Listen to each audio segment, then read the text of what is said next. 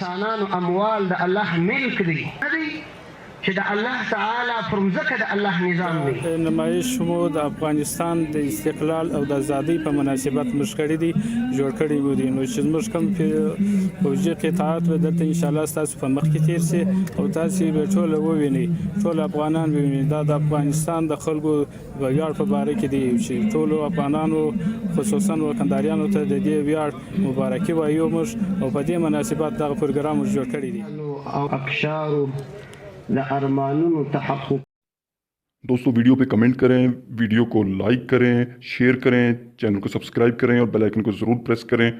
और इसके अलावा दोस्तों हमारे चैनल क्रेडिबल न्यूज़ को इसी तरह फॉलो करते रहें ताकि आपको नई से नई वीडियो मिलती रहें और आपको रियल न्यूज़ मिलती रहे. शुक्रिया.